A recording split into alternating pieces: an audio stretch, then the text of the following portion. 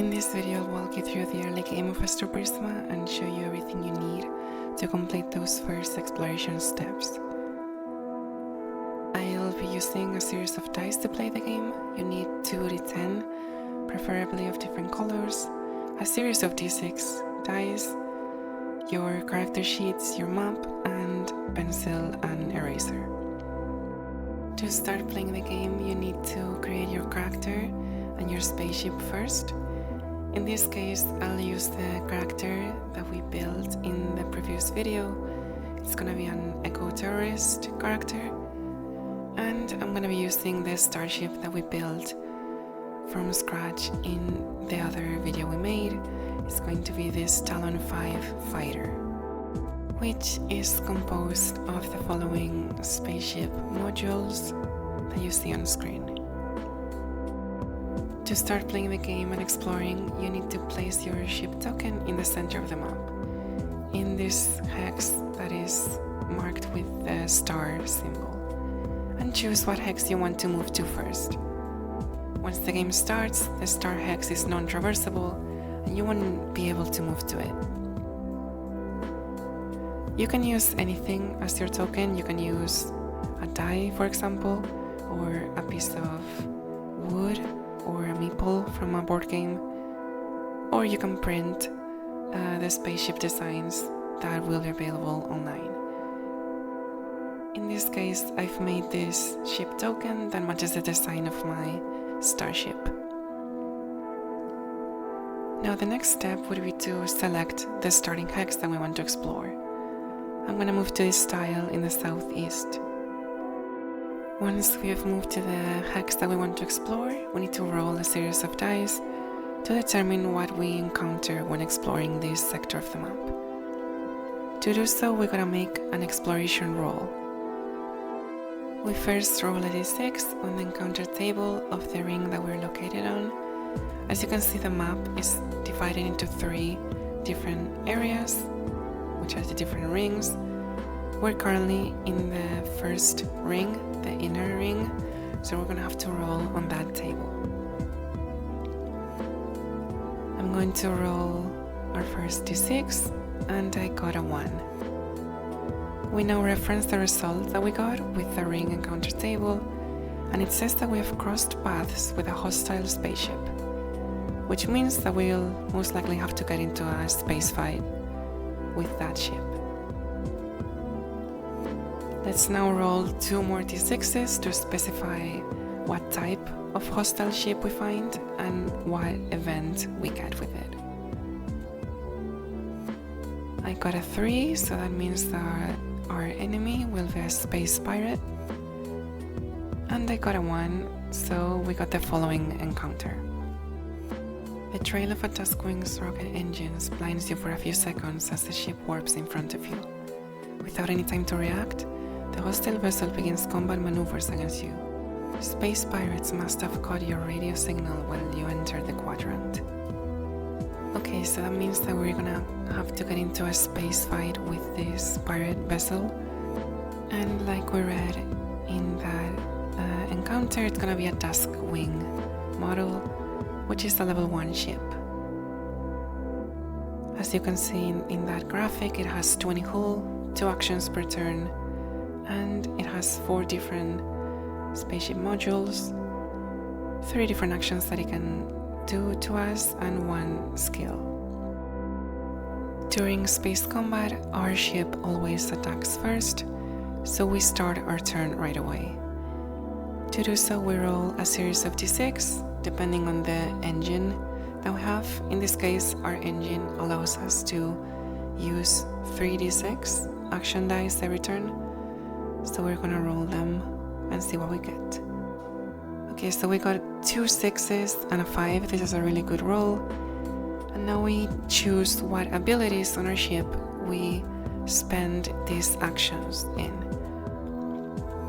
So in this case, we're gonna use all 3 dice in dealing damage to the enemy ship by using our Ogre missile systems, which deals 6 damage per dice that you spend on it.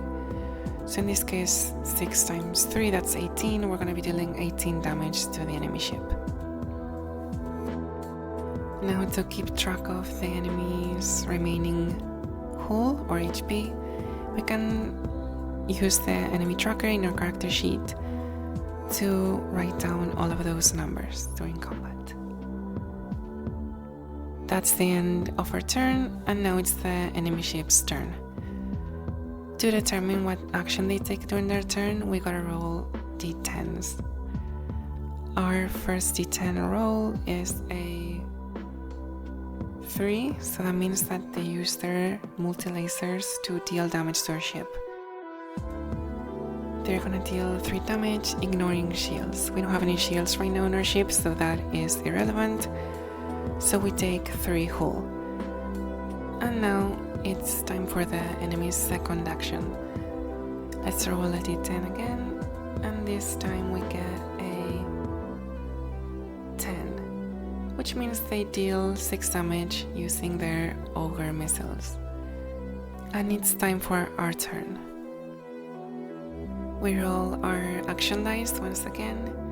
This time we got 6, a 4, and a 2. Great, so we can destroy the enemy ship during this turn, but first let's use some of our other abilities to heal some of the damage that we've taken during this fight. So we can use our repair drones by spending that 4 and that 2 to restore a total of 4 hull to our ship. We do that by erasing the marks that we've made, and now we spend that 6 to destroy the enemy ship with our ogre missiles. Okay, so now that we've won our first space battle, we gotta roll for loot. After defeating every enemy, we gotta roll for loot depending on the enemy's difficulty. In this case, it was an easy fight, so it's a level 1, which means that we gotta roll a d6 on the loot table. Let's roll a d6 and see what we get.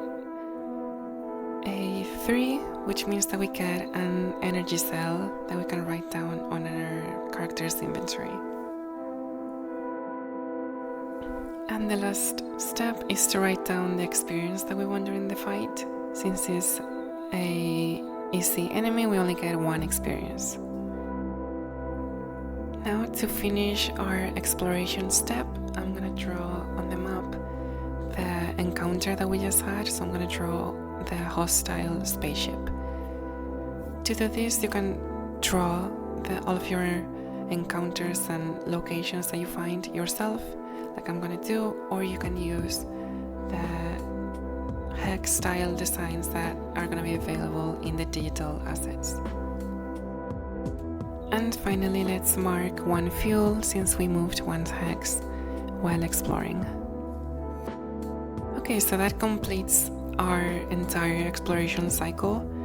So let's move on to our next hex and mark another fuel on our spaceship. As you can see, we've moved to a different area of the map. Now we're in the middle ring, so we're gonna have to roll on that table while exploring. In this case, we got a 3, which means that we get a ring encounter.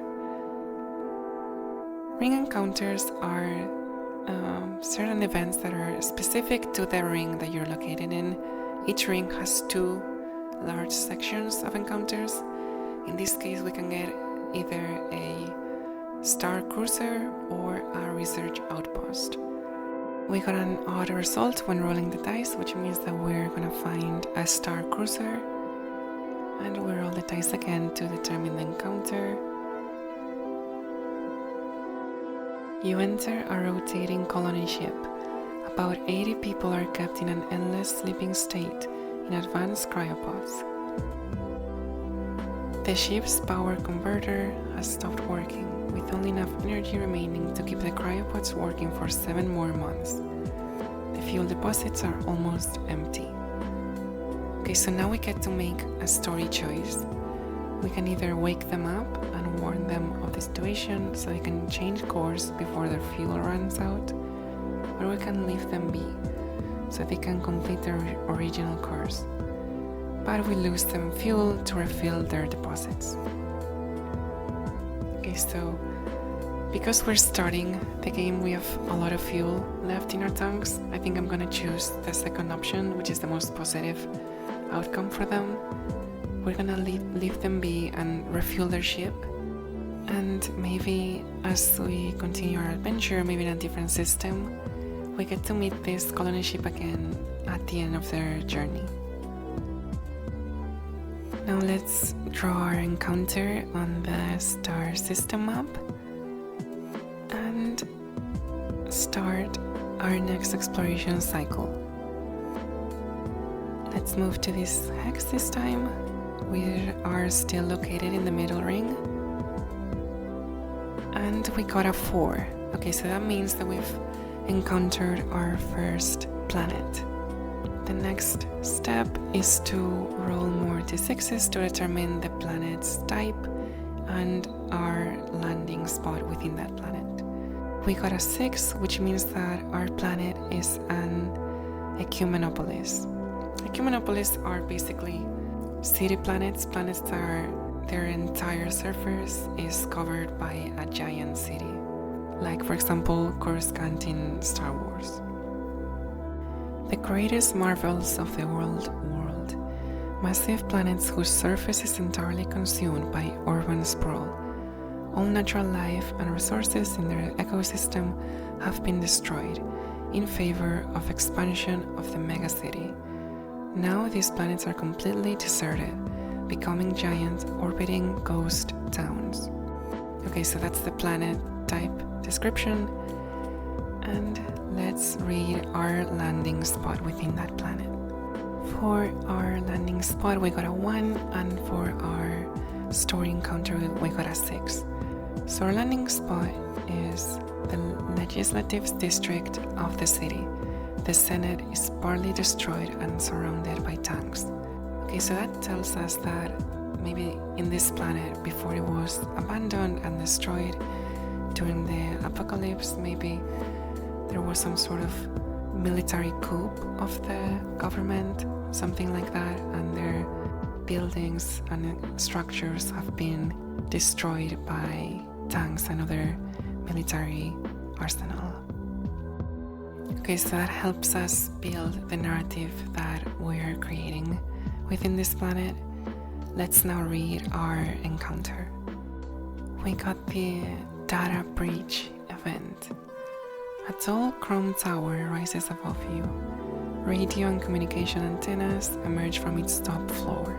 Inside, a young man dressed in black attempts to break into the building's network system before a large android war robot attacks him.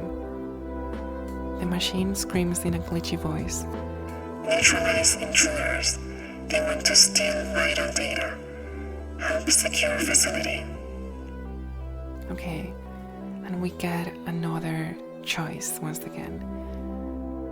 We can either aid the hacker and fight the android titan, which is a very difficult enemy. It's a hard difficulty enemy. It's almost a boss fight.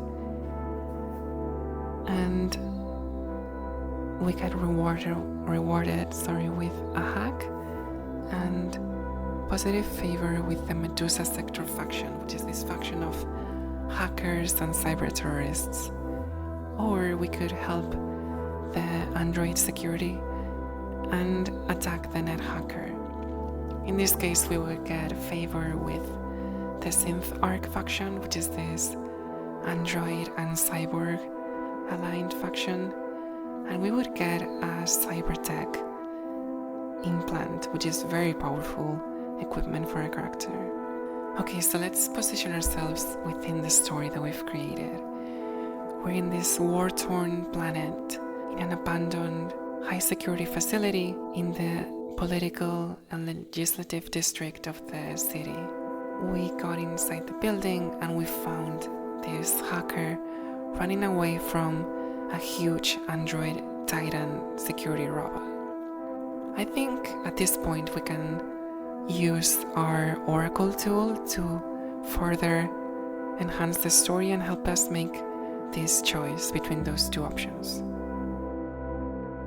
Okay, so using the oracle to help our emerging narrative, we can do it both ways. We can either do open-ended questions, which are more open and helps us create our own story, or we can do yes or no questions, which are more to the point and help us find easy solutions when we are looking for answers. In this case, I think I'm going to do both.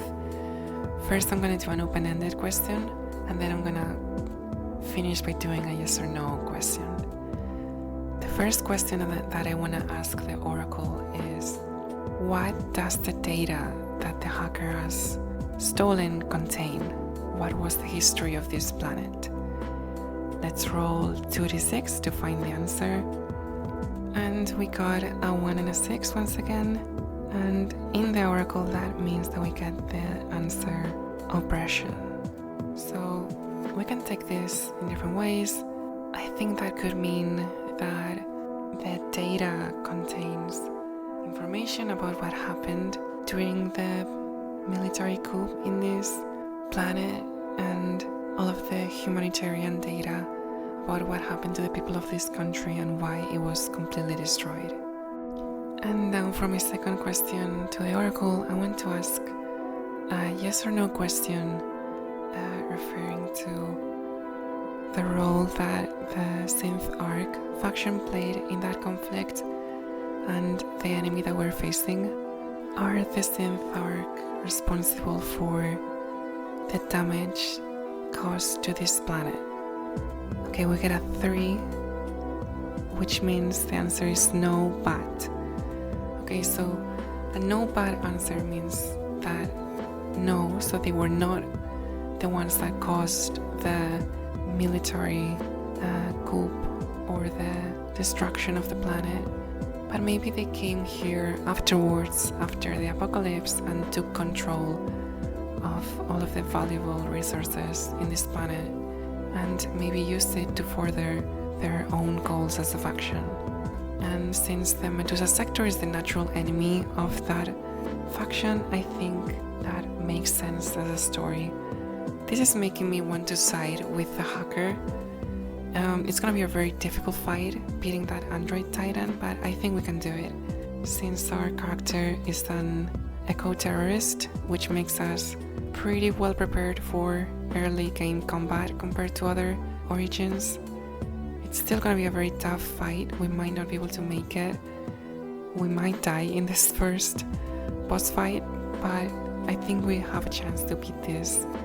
Okay, so as the hacker is trying to run away and escape the facility, we quickly get in between him and the massive security robot and pull out our weapon and begin fighting it to try to make enough time so the hacker can find somewhere to hide and escape the combat. We're not going to fight the android titan. As you can see, it's a hard enemy. It's level 3 difficulty out of 4 total, so it's going to be a very tough fight, particularly because it has some skills and abilities that we don't have so early in the game. It has access to hacks, it has access to cyber tech and some other very powerful skills. But like I said, let's try to win this fight either way. During normal combat, the enemies always start first unless we have advantage, which we don't have in this fight, so the enemy is gonna take their turn first. Let's first go back to our character sheet and write down the data of the enemy in the enemy tracker. It has 30 HP and 3 armor, so it's quite defensive. It's gonna take us a few turns to be able to bring him down to 0. Okay, let's roll a d10 to determine what action the enemy takes during their turn. And we get a 7, which means that they perform the vault hack. Okay, so now we gotta do a mind challenge roll against the enemy, and if we fail, we're gonna get hit by the hack's ability, and if we succeed, we avoid the hack. Let's roll 2d10. Our player die is gonna be the orange one, and the enemy is gonna use the purple one. Okay, so we got a 1 and the enemy got a 4.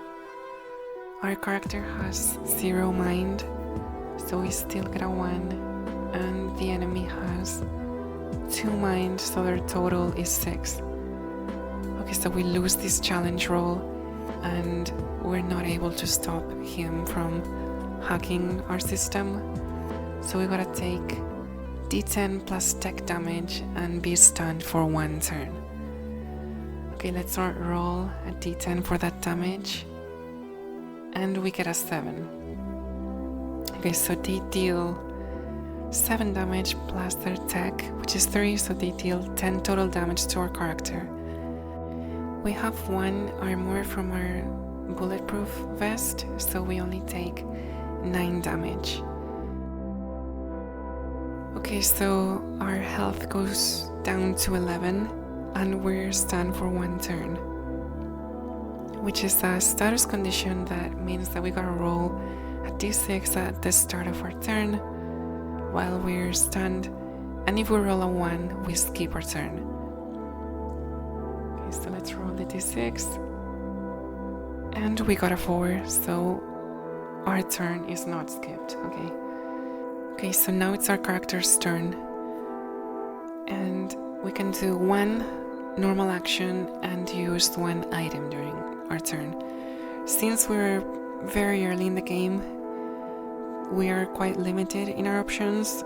We don't have any cyber tech yet, we don't have any hacks or drones to use, so I think we're gonna have to use our weapon to deal damage. We're gonna shoot our pulse rifle, which is a pretty strong weapon, and it deals 2d10 plus vigor damage. We've got 3 vigor, so we gotta roll 2d10 and add it to that damage number. We get a 2 and another 2, which means that we deal 7 total damage with our pulse rifle. We shoot at the enemy android, but I guess it only hits them on the arm where they're armored, so they don't take much damage from it. They have 3 armor, so we only deal 4 direct damage with our shot. It's quite a misfire, and we got another chance to do something during our turn. We can use one of our items. Because we started with our eco-terrorist class, that means that we get access to 3 frag grenades during the early game, which is very powerful. It's gonna be super useful during this fight because they allow us to deal a lot of burst damage in a few turns, which I think without them we would probably not be able to fight this enemy. To throw a grenade, you need to do a grace roll to see if you hit the enemy when throwing it, which means that we gotta do a challenge roll with our grace as a modifier. Okay, we get a 4 and the enemy gets a 5. So we lose this roll, but we gotta add our grace. Our grace is 2 and theirs is 0. So the totals are 6 for us and 5 for them. So we're able to win this challenge roll and hit the enemy with the explosive. Let's see how much damage we deal, which is 3d6. We get a 6, a 6 and a 2, so 14 damage total. The android has 3 armor, so he takes 11 damage. That's quite a lot of damage, that's like a third of his HP. And we bring him down to 15 HP. Okay, so we're halfway through the boss fight. And it's back to his turn. And he gets a 9. So he uses his Chrome Fist Cybertech implant against us, which is very powerful. It deals 3 damage per armor point that the character has. In this case, he has 3. So 3 times 3, that means that we take 9 damage from this attack. We've got 1 armor, so we take 8 HP damage. And we go down to only 3 HP. Okay, we're pretty much 1 attack away from being killed. And it's our turn once again. Okay, let's do the same move once again. Try to deal as much damage as possible. Let's try to dodge the enemy and shoot with our pulse rifle once again. This time we deal 2 plus 9, which is 11, plus 3 from our vigor.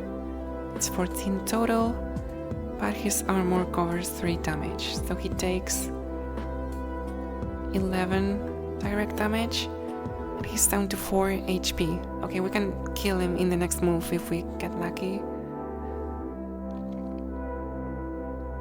Let's see if we hit him with our frag grenade to win the fight.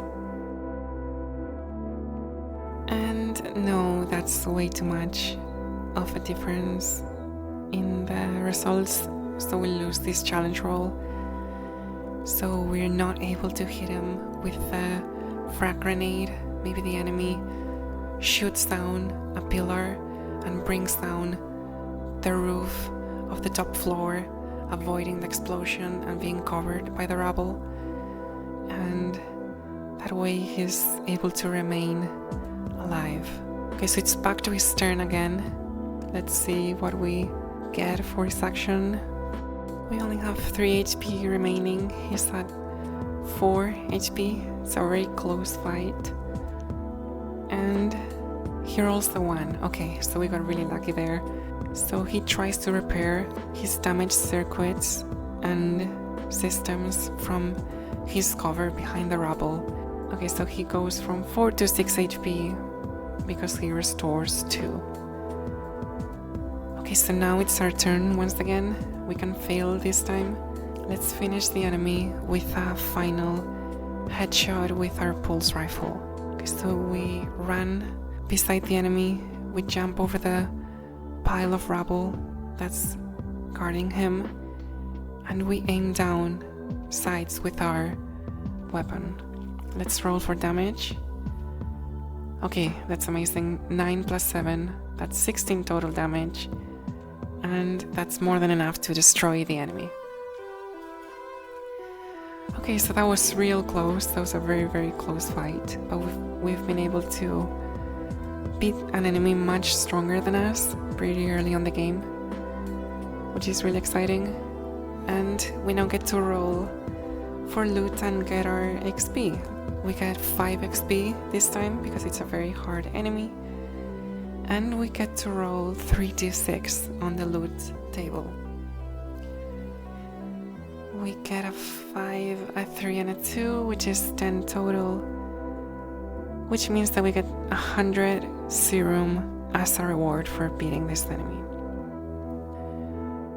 Okay, so after destroying the security machine, we run back to the hacker that we helped with our fight, and he rewards us for our efforts with a random hack for our character.